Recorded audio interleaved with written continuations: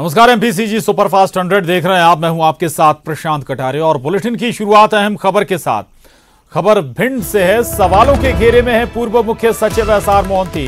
पूर्व मंत्री गोविंद सिंह ने आरोप लगाए हैं। सरकारी पद के दुरुपयोग का आरोप लगाया है पूर्व मंत्री गोविंद सिंह ने एसआर मोहंती पर। रिटायरमेंट के बाद भी सरकारी सुविधा लेना चाहते थे एसआर मोहंती, ये कहना है पूर्व मंत्री गोविंद सिंह का। मोहंती ने सुविधा के लिए प्रस्ताव भेजा था, मैंने प्रस्ताव निरस्त कर दिया था, ये दावा कर रहे हैं पूर्व मंत्री गोविंद सिंह। उन्होंने ये भी कहा कि फर्जी तरीके से मोहंती ने प्रस्ताव पास कराया था।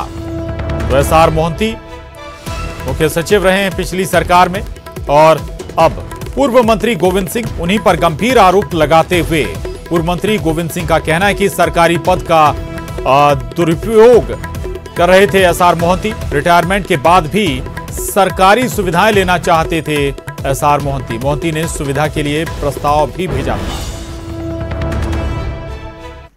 मोहंती ने मध्य प्रदेश के सरकार के मुख्य सचिव तत्कालीन श्री एसआर मोहंती जी ने मेरे समक्ष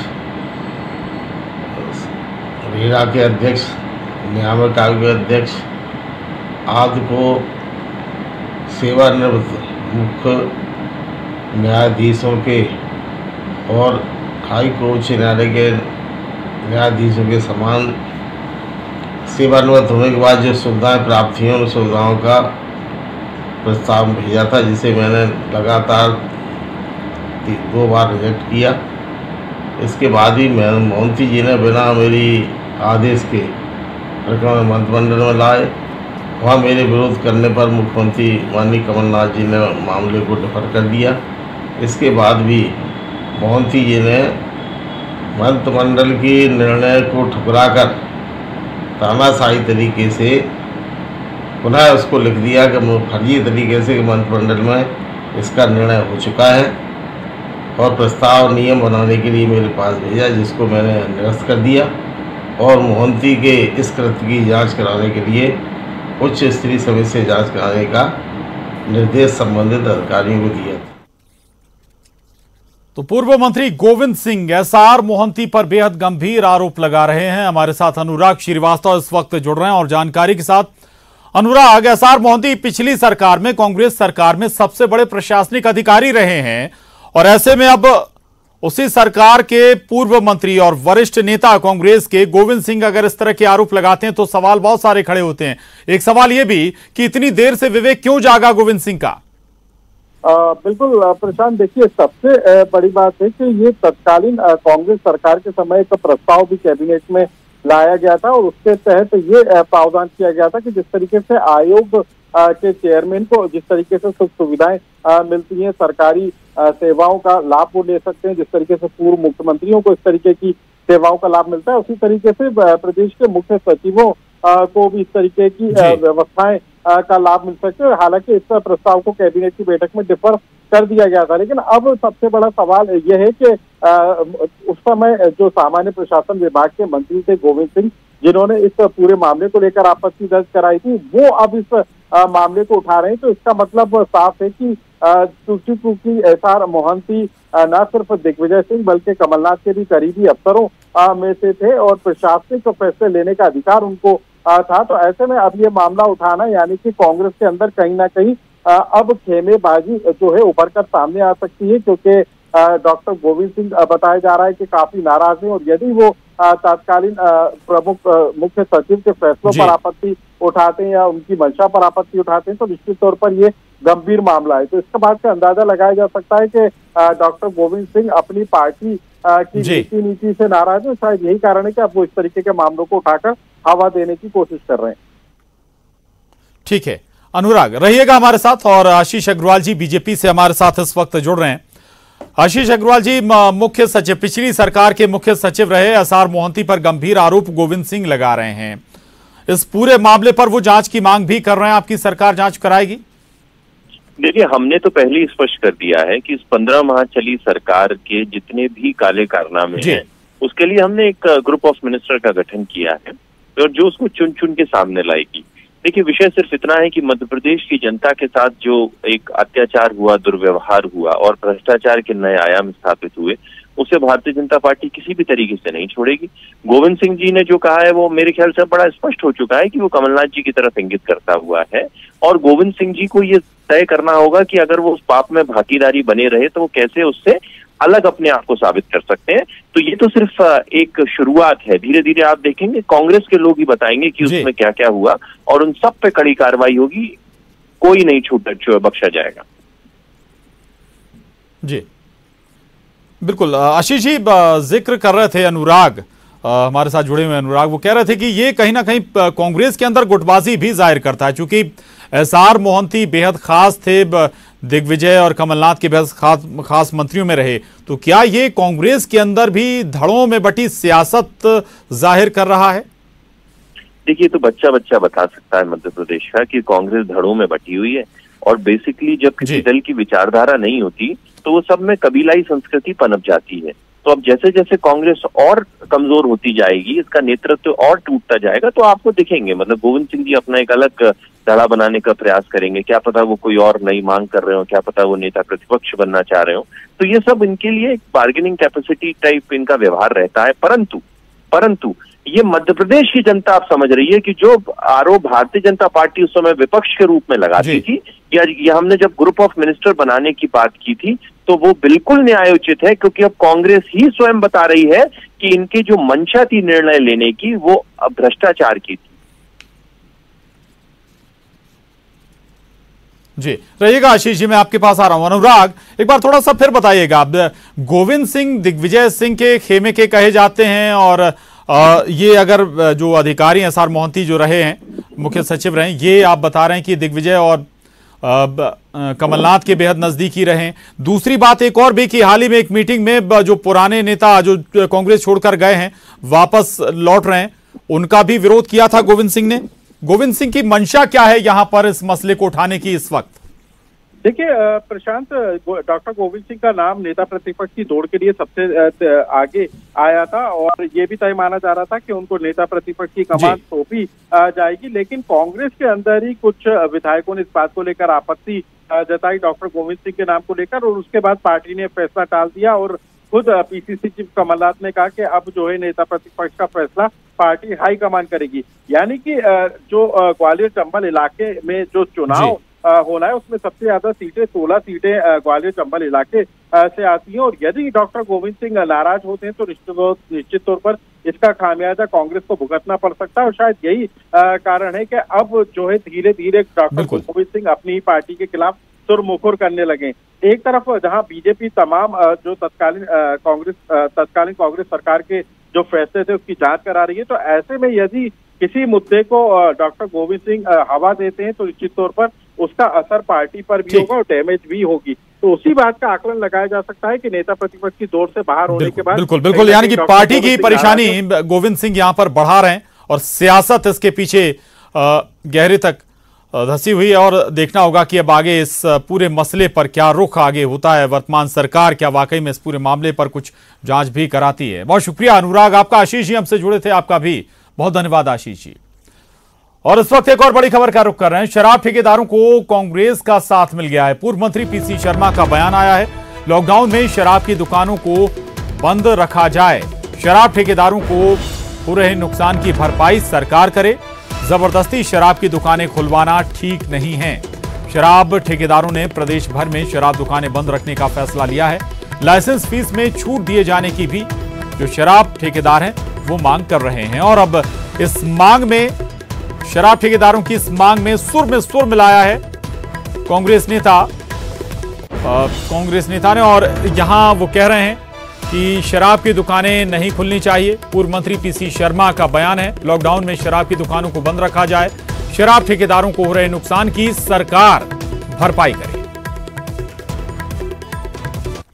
शराब व्यवसायियों की बात ठीक भी है, उनको जो नुकसान हुआ उसकी भरपाई तो सरकार करे ही, लेकिन जो चाह रहे हैं कि ये अभी दुकानें नहीं खोलें तो सरकार उनको मजबूर क्यों कर रही है? जब आपने लॉकडाउन किया है 31 मई तक, तो इस लॉकडाउन पीरियड में शराब की दुकानें पूरी तरह से बंद की जाए, जब आपका रेड जोन खत्म हो जाए तब आप दुकानें शुरू करें, नहीं तो इससे कोरोना जो और बढ़ रहा है और बढ़ेगा। इसलिए मैं समझता हूँ कि शराब की दुकानें बंद ही रखी जाना चाहिए। शराब व्यवसायियों की बात। और अनुराग श्रीवास्तव हमारे साथ इस खबर पर भी जुड़ गए हैं। अनुराग, शराब पर सियासत जमकर चल रही है और अभी तक अंजाम तक नहीं पहुंची। ये केवल नफे और नुकसान का खेल है। शराब ठेकेदारों को लग रहा है कि उनका नुकसान हो रहा है अगर सब जगह शराब दुकानें नहीं खोली जाती हैं। सरकार को लग रहा है कि शराब दुकानें नहीं खुलेंगी तो राजस्व कहां से आएगा? अनुराग। बिल्कुल प्रशांत, देखिए शराब दुकानें नहीं खुलने का असर राजस्व पर सबसे ज्यादा पड़ रहा है और प्रदेश सरकार को हर दिन करोड़ों रुपए का नुकसान हो रहा है। और यदि हम बात करें तो 2 से 2.5 महीने के अंदर करोड़ों रुपए का नुकसान सरकार को हो चुका है। और यही कारण है कि राज्य सरकार ने तय कर दिया था कि अब शराब की दुकानों को खोला जाएगा और यदि शराब की दुकानें ठेकेदार नहीं खोलते हैं तो 27 मई तक का उनको अल्टीमेटम दिया गया था। और उसके बाद सरकार जो है छोटे समूह में शराब की दुकानों को नीलाम करेगी, इस तरीके की बात भी सरकार की तरफ से निकल कर आई थी। लेकिन अब इस पूरे मामले ने सियासी रंग ले लिया और शराब ठेकेदारों को कांग्रेस का साथ जरूर मिल गया है, लेकिन शराब ठेकेदार चाहते हैं कि जब तक उनके लाइसेंस फीस में छूट नहीं दी जाती है और जितनी शराब की बिक्री हो उतनी एक्साइज ड्यूटी लेने का प्रावधान नहीं किया जाता है, तब तक अब वो अपनी शराब की दुकान नहीं खोलेंगे। कुल मिलाकर राज्य सरकार और शराब ठेकेदार बिल्कुल अपनी मांगों को मनवाने के साथ ही शराब दुकान खोलने को तैयार हैं शराब ठेकेदार, और इस पर साथ भी मिल गया है पीसी शर्मा का, पूर्व मंत्री। शुक्रिया अनुराग आपका इस पूरी जानकारी के लिए। और इस वक्त आपको बता दें कि राहुल गांधी लोगों से बात कर रहे हैं कोरोना पर। इस वक्त चाहे वो अपनी बात जापान हो, चाहे वो कोरिया हो, चाहे वो जर्मनी हो, फ्रांस हो, सब के सब ने लॉकडाउन जब बंद किया, जब बीमारी घटनी शुरू हुई थी, तो यह बात क्लियर है, स्पष्ट है कि हिंदुस्तान का लॉकडाउन फेल हुआ है। जो लक्ष्य नरेंद्र मोदी जी का था वो लक्ष्य पूरा नहीं हुआ। और अब हम बहुत इज्जत से, रिस्पेक्ट से, आदर से सरकार को और प्रधानमंत्री को पूछना चाहते हैं कि अब आपका प्लान बी क्या है? बीमारी 21 दिन में गायब नहीं हुई, बीमारी बढ़ रही है। आपकी स्ट्रैटेजी क्या है? लॉकडाउन को आप किस प्रकार से देखते हैं? इसको आप किस प्रकार से रिलीज करेंगे? जो हमारे मजदूर भाई बहन हैं उनकी आप कैसे मदद करोगे? जो आप हमारे जो छोटे स्मॉल एंड मीडियम बिजनेसेस हैं उनको उनकी आप मदद करना चाहते हो, नहीं करना चाहते हो? क्या प्लान है? तो ये सवाल हम सरकार से पूछना चाहते हैं। ये मैं कोई राजनीतिक पॉइंट स्कोर नहीं करना चाह रहा हूं, मुझे थोड़ी घबराहट है क्योंकि जो होना था वो नहीं हुआ है और देश को मालूम होना चाहिए, सच्चाई एक्सेप्ट करनी चाहिए कि हमें बताया गया था कि 21 दिन में बीमारी को हराया जाएगा। 60 दिन हुए हैं, बीमारी दौड़ती जा रही है, बढ़ती जा रही है। अस्पतालों से मेरी बात होती है, कहते हैं कि बीमारी बढ़ती जा रही है। तो ये सवाल है, अब आप अपने सवाल जरूर पूछिए। Thank you, Rahul ji. In fact, there has been some problem at Randeep ji's end, so I'm just been told. Ji, so first question is from Kaushik Dekar. He's senior editor with Times of India Today Group. Sorry, Kaushik, please go ahead. Ask your question. Unmute yourself. I can't hear you. Yeah. Can you hear me now? Yeah, I can hear you. Hello, Kaushik. Yeah, Mr. Gandhi, how are you? I'm okay. My question is,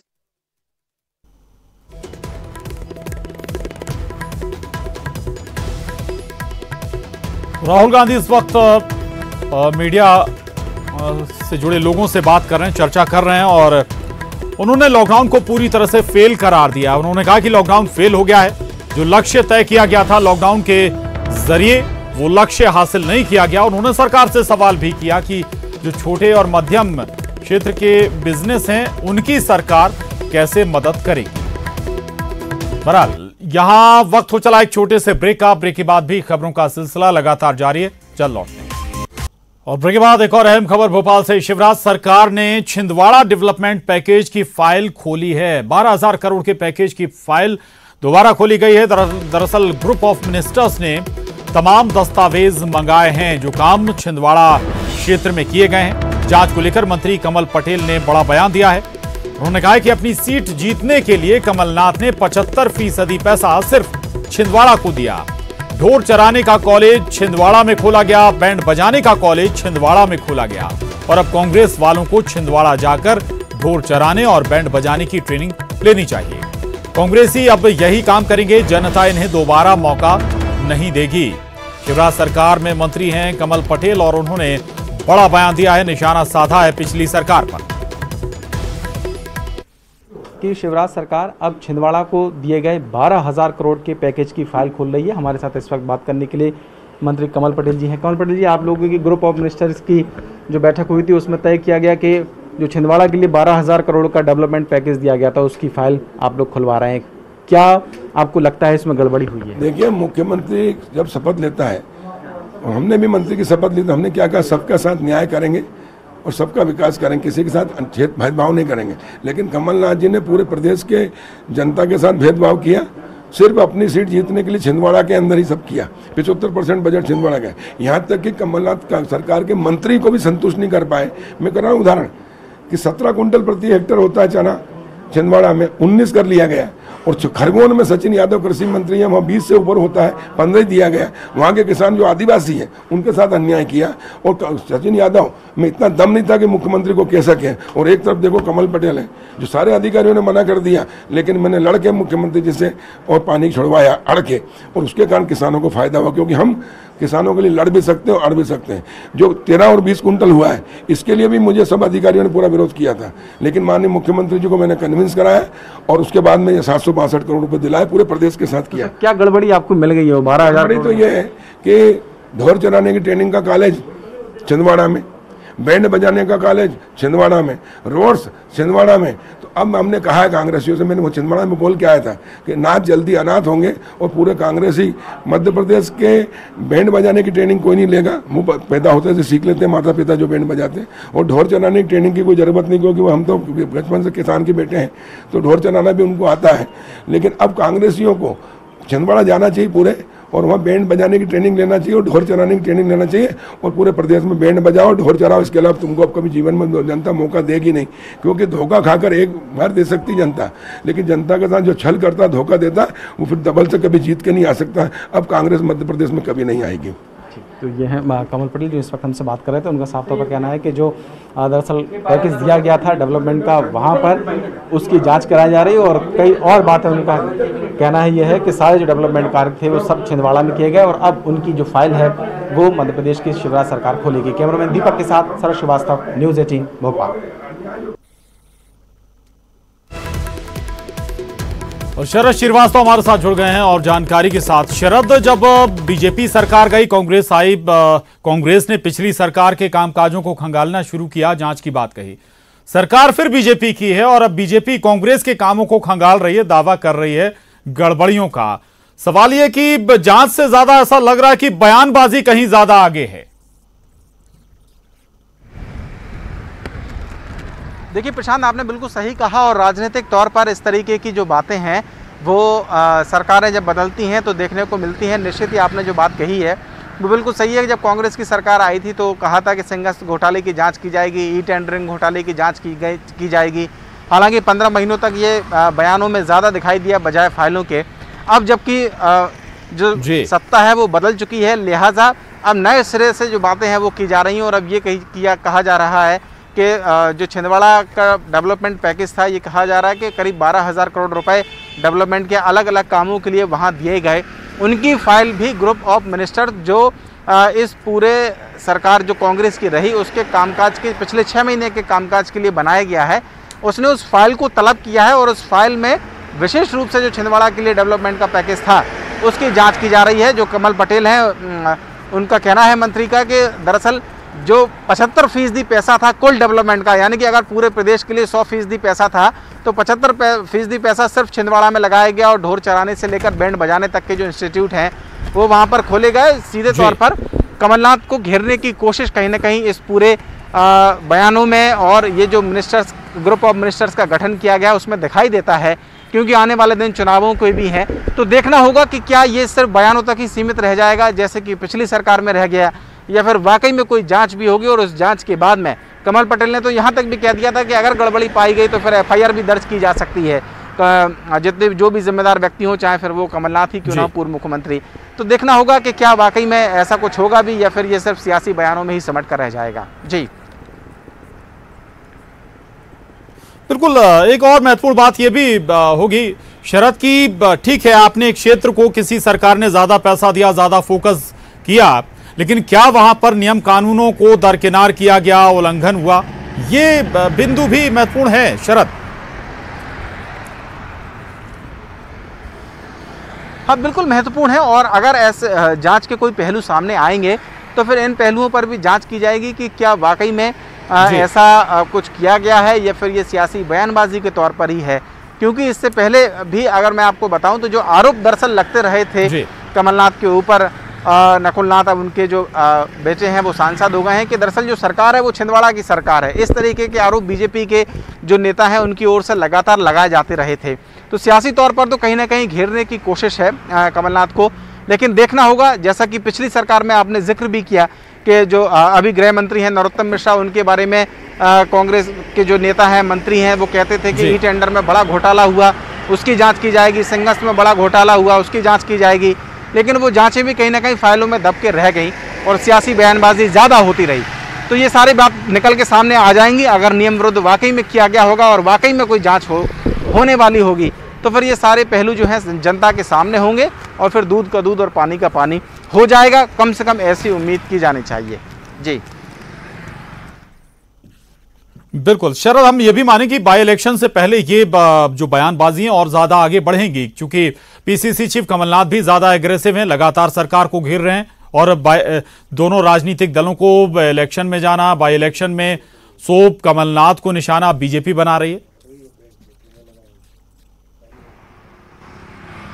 हाँ बिल्कुल, देखिए आपने सही कहा प्रशांत, और कहीं ना कहीं जो ये सारे घटनाक्रम हो रहे हैं या जांच की बातें कही जा रही हैं या FIR की बात की जा रही है, तो निश्चित ही ये उपचुनाव की से पहले की जो राजनीतिक तौर पर एक तरीके से घेरने की कोशिश है कमलनाथ को और कांग्रेस को, वो ये है क्योंकि ये जुमले जब चुनावी सभाएं होंगी, हमने देखा था जब विधानसभा के चुनाव हुए तो उस दौरान भी कांग्रेस के जो तमाम नेता थे वो भी इस तरीके की बातें कहते थे कि संघर्ष में बड़ा घोटाला हुआ, ई टेंडरिंग में बड़ा घोटाला हुआ, इस तरीके की व्यापम का मुद्दा तो सबके सामने है ही है।